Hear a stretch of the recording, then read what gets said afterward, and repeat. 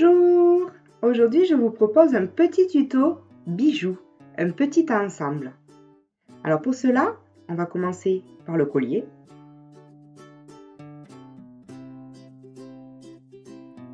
Ici, nous allons utiliser une plaque de texture de Lisa Palvelka, qui a de plusieurs styles de plaques qui sont magnifiques. Donc bien sûr, vous venez bien appuyer avec vos mains, avec le rouleau et avec le dos du rouleau aussi, c'est pratique. Là, vous avez donc la plaque qui est prête. Vous allez passer avec votre doigt délicatement sur les reliefs qu'il y a. Avec là, j'ai pris de la poudre Fimo argentée. Vous pouvez prendre n'importe quelle poudre, bien sûr. Et on vient un peu partout en mettre. Pour ce bijou, j'ai utilisé 3 emporte-pièces. Là, celui-ci, c'est le plus grand. Et j'ai un moyen et un petit assorti. Là, je viens faire, j'ai essayé de faire une pièce un peu bombée. Donc, du coup, j'utilise du film alimentaire pour que ça fasse un peu une pièce pas plate, un peu arrondie. Vous voyez ?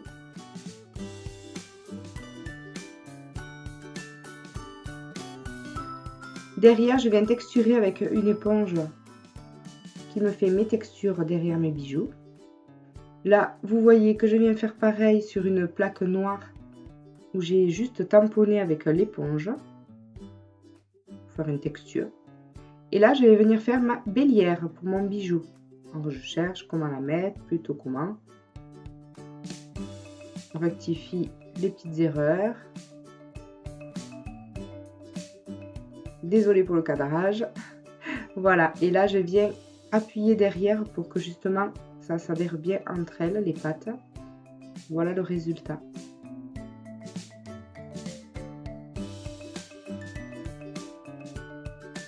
Maintenant, on va passer aux boucles d'oreilles. Pareil, une petite plaque. Alors en général, je fais tout à cran 1 pour tout ce qui est le devant de mes premières plaques à chaque fois. Et après, pour faire les semelles, en général, je prends cran 3. Donc là, je viens faire pareil. Et je vais prendre mon emporte-pièce de taille moyenne, sans faire avec le film alimentaire. Et là, vous voyez, j'ai des petits œillets noirs, petits, que je vais venir insérer dans la pâte. Ça consolide quand même, quand on met un anneau, ça aide à pas casser en fait. J'ai remarqué au fur du temps que oui, ça casse. Donc du coup, maintenant, je mets des petits œillets. Et après, tout simplement, vous allez enlever le surplus avec une petite pique ou un cure-dent, hein, ce que vous avez. Et bien sûr, je viens texturer derrière. Derrière, je vais y mettre de la poudre argentée. Et je ne vais pas oublier de faire les bords, qui est quand même rendu plus sympa.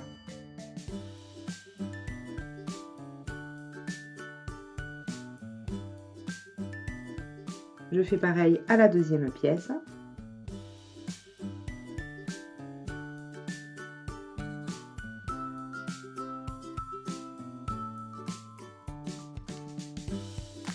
Mes 2 pièces sont prêtes. Maintenant, nous allons passer à la bague. Alors la bague, je n'avais pas trop d'idées et je trafouillais par-ci par-là et j'ai décidé de remettre donc du noir dans ma pâte qui avait déjà utilisé pour mes boucles d'oreilles pour essayer de ne pas perdre de pâte. Et j'ai trouvé l'effet super sympa et finalement je ne regrette pas du tout.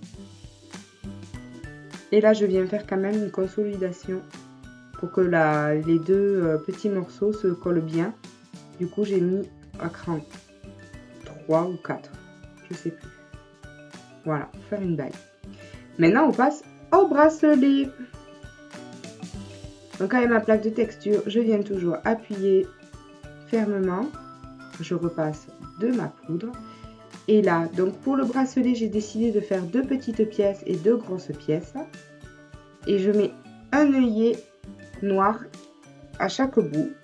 J'enlève le petit surplus de pâte.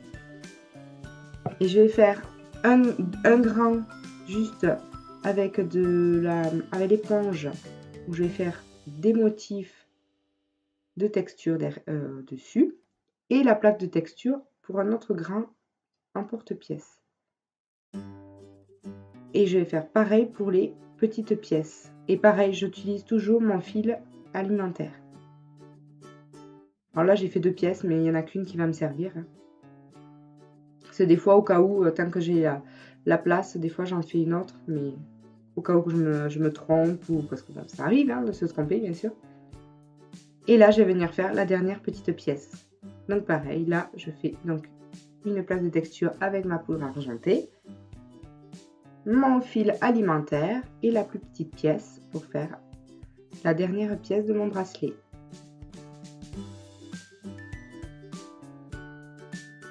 De toute façon, vous allez voir, je vais vous montrer comment ça fait